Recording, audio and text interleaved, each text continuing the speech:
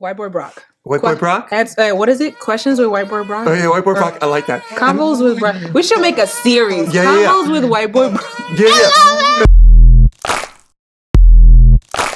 What it do, good people? Welcome back to my channel. Thank you for tuning in. We've got a special guest over here, Mr. Brock Lolly, the one and only. Say hello to the people. Nice to meet you. Big fan of Elis here. I'm a big fan. Really happy to be here. All right, so today's gonna be really fun. We got some Black culture questions from Mr. Lolly. We've got some real deep-rooted questions that anybody would want to ask a white guy, coming from an Afro-Latina to a white dude. Lamb to the slaughter. Yeah. All right, so we're just going to kick it off with the first question, Rock. Well, actually, why don't you tell us a little bit about yourself? Just a brief, 2-second I'll try to get more serious. So I am a musician. I'm a songwriter. I have a long track record professionally in the media. That's why I know talent, by the way. That's why, anyway, I come across her YouTube channel. And I really liked it. My background kind of is in that stuff, though. I was a beat reporter, and I was a talk radio show host, and now I'm a worship pastor and a musician as a part of a creative community. And I met yours truly. Scratch that. I met you via this, I suppose. No, it was on Facebook. Yeah, okay, Facebook. And our mutual friend, Elisa. Shout out to Elisa. We love you, girl. That's right. She reposted my video on Facebook. And then he reached out and I was like, who is this white man? I was like, no, seriously, we've never talked about this. You're like running through the scenarios like, do I get chopped up in the woods? He's going to kill me. Yes. Is there arsenic involved? Does this dude have a lot of duct tape? It was a mess. I was like, I don't know who this is. This is a white man in my DMs. Fair enough. But like any millennial, I went through your Facebook page. I Googled you. I did the full-on research. What? Okay.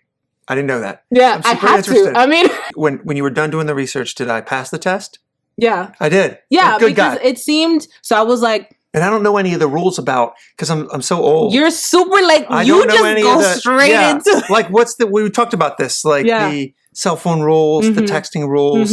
I probably broke all those, right? No, I think the way you approached it was professional.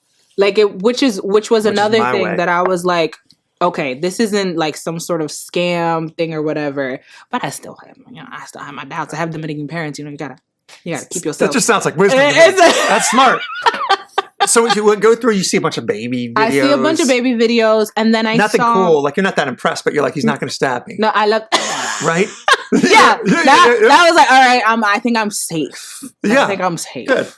That's my problem when I was dating too. Girls were like, not that cool, but he's not going to stab me. Not the category. Right. That's the go-to. That's the go-to. Yeah. Not what you want. Skeptical, but I figured, this could be a great opportunity. Any other year, if it was me in 2019, I probably would have cut that off, but I wouldn't have done it. Only because I never thought I was that good for someone to even approach me and be like, oh, let me record you. I'd be like, you've misunderstood. I'm not even doing this for.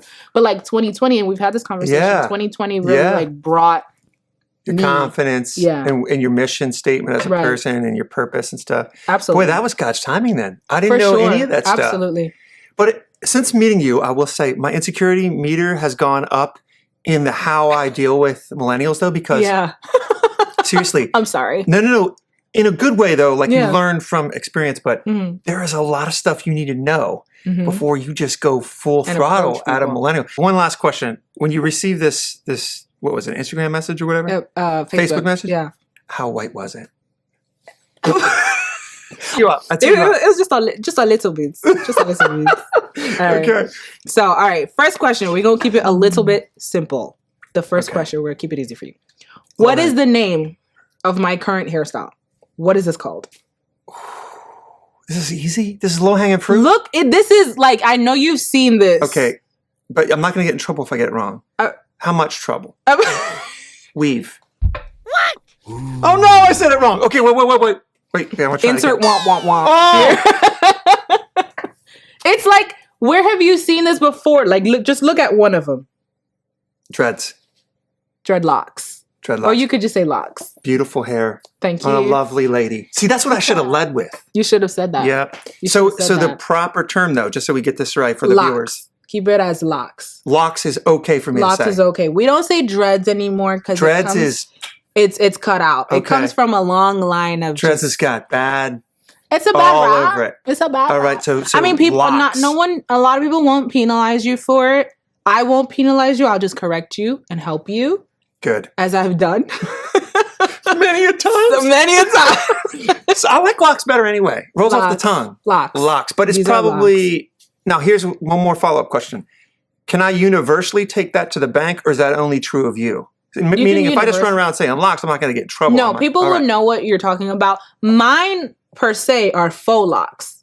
Only because I'm not it's saying not that my... because that sounds real risky. It's just faux. It's faux. Like, when you think of faux, you think of fake. It's fake locks. It's faux locks.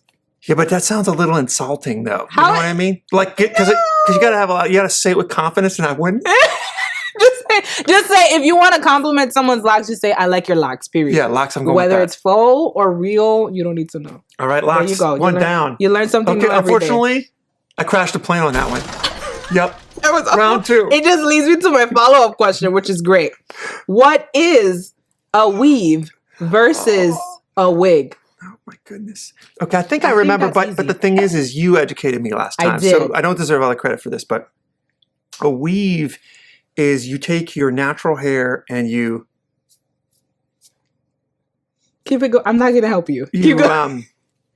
You weave it into the hair that is also beautiful, but not your own. Uh-huh. And then juxtapose A wig. A wig is just all not your hair. Okay. I mean, okay, well, you kind of got it. You get like 50%. That's a D. That's a failing grade. It is a failing grade. So I'm not even in the neighborhood of being right? I mean, okay, I'll give you a D. A D is not a failing grade. I'll give you like 65. Yeah, I got a lot of D's in high school. 60. Yikes. Yeah. It was a different Stay time. in I was in school, the Joanne. resource room. A lot of dyslexia. We don't need to talk about that. We're on a couch. That was you. You brought it up. All right. So a weave is, like you said, it kind of weaves in, but it gets sewn in like tracks. I forgot so the sewn like in you part. can braid. You did tell me that too. Yeah, typically a weave, your hair is braided underneath, and you get the tracks are sewn into the braids. Now, actually sewn in? They're actually sewn in, but there's a special Incredible. type of what is it? Tool? Thread. It's a special type of tool because the needle is curved. What does it look like? So if I saw it, I would recognize it. What does the It's actual a tool look curved like? needle. No, it's an actual needle and thread. It's just that the needle is curved and the thread is thicker. It's real thread. It's real thread. It's just thicker. How much time does this take? A long time. You know, Like if you add the braiding. straight up honesty, the respect now when I see it goes up. Yeah. Because this is no product. Roll out of the shower and take your towel and just like push your hair off to the side and roll out the door. Roll out the door. So like the level of respect that I have for somebody that is sewing, it is incredible. And it's probably an art form almost. You sit there for hours. It is an art form. So some people do it poorly. Mm-hmm. And because you gotta know how to. Oh, absolutely. Oh yeah. Because you gotta know how to lay the tracks too. Because sometimes you can fold the tracks over and keep going. So like it's line by line, and the track comes like really long. So if you do this poorly, you can visibly see it. If you do it well, you can't. It'll be chunky. Yeah, it'll be chunky. Very cool. Like your head will look like Mega Line back here.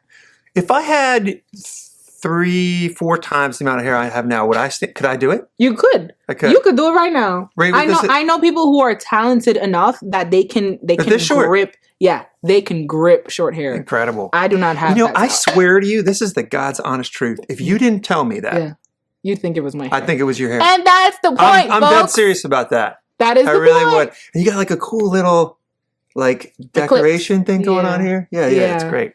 That's the point, my friend. So 2 failures then. We're 0 for 2. 0 for 2. But this is going to be me. This question, I'm going to get it. Okay.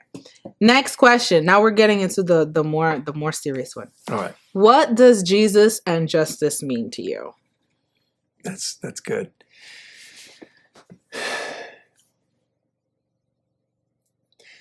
Well, I love Jesus more than I could ever tell you, and he is justice. I mean, I think to myself, without him, there is absolutely no justice, no eternal justice, no justice here.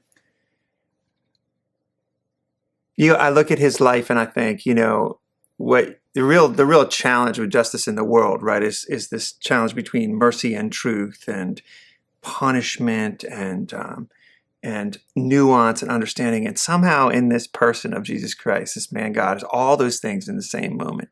So if you study his life, which by the way, our court system should, just for the record. Absolutely. You find this wonderful balance of mercy and true love, love that doesn't just let you sit where you are, but loves you where you are. And there's a lot of nuance in this, right? Because love is not just letting somebody be the way they are, especially if the way they are is harmful or wrong. But it's, it's like, I think of like the woman at the well, there's some justice in that, right? Because he loves her and gives her identity and purpose and breathes into her who she really is. Yeah. But he doesn't, some of his words to her, by our standards, are kind of I love that story. And even when there's justice in that in a weird way. No, not even in a weird way. It's kind of in an obvious kind of way. Because even when I think of Jesus and justice, that's like the first story I think of. It's great that you brought it out, because when he initially approaches the woman, she's automatically like, you're a Jew. She's on defense. She's like, you're a Jew. And this is exactly what we're experiencing right now. And I wouldn't say it was necessarily racism, because they're both minorities. They're both minorities. But it represents a lot of what's going on right now. Because she's like, you're a Jew. There's a lot of Samaritan. You're not even supposed to be talking to me right now. And he's like, first of all, I didn't even ask you all that.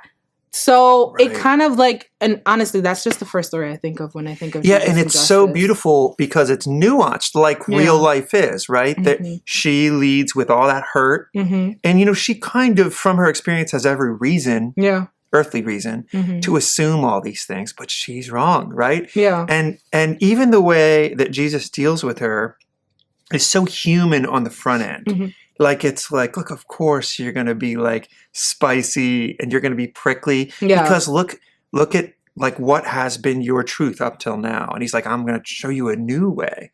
There's a new way. And she's just like transformed. And he says to her, don't behave this way anymore. So that's the other thing I think of today. Maybe there's this like thing that we got going on now where we're trying to figure out. So the way I look at like the racial situation in America is the civil rights movement and all that stuff like broke bones and tried to reset bones. And now this wave of like racial reconciliation is all like cleaning up like the splinter bones that like went everywhere, like not the hard cut, but like all the nuance. Which I'm jumping ahead on your question. No, but by the way, just for the record, A? Yeah. Do I get an A on that one? Yes, that was good. Look at that. Climbing. You gotta reclaim your time. Reclaim your time. All right. Come on. It's good. All right. What is, I think I wrote this question down twice. What do you think systemic racism is? Not systematic, systemic racism. Yeah. So this is interesting. I think what it's defined as in our society is this like institutionalized problem, grafted into power and power structure. And also on like a more micro level, I read it to mean more like you're just, if you hit a kneecap of a person, right, then your knees is going to make your foot go, right? When I hear that stuff, I think what somebody's trying to tell me is like that stuff. Reactionary stuff, stuff that just like is without you thinking about it, right? Yeah. That's sort of like, that would be like me digging deep to try to figure out what it was. You know what I mean? But you made a distinction between those two terms, and I'm going to follow up by saying, why is that? Because systemic... Is there a difference between those two terms for you? Systemic racism is more, it's not saying like people within the system are racist. It's just saying the system itself, the way it was set up from the beginning, when we had the Constitution, when we had like, when we set up the rules of America. The rules of the game. The rules of the game. It was set up for Black people to fail. Period. Like, it wasn't. We had slavery at the time. We had all this, racism and whatever. So essentially, when we started up America, or when America became America, there was already systemic racism rooted into it. Right. Now, have we progressed as a country? Sure, we can say that. What do you really think? Sure. Okay. I think that we've progressed. Not enough. We have progressed, but not enough, because we still have systemic racism. Why? Because the system hasn't changed. So let me ask you a question on that. I think I agree with that. I do. But is it a solvable problem by any kind of like man-made solution, do you think? Absolutely not. It's not something, I think that... Like, legislation can't solve this then? If legislation turned to Jesus... Boy. It would solve the issue. Like, we love to say, like I said in my poem, Jesus and Justice, go check it out. Our slogan as a country, in God we trust. We love to say, like, we're a Christian country, we're this, that, and what have you. But we don't follow Christ's commandments. Right. We don't. Like, we do not love one another. We do not treat each other as equal, as our Constitution states. We don't treat each other as equal. No, we don't.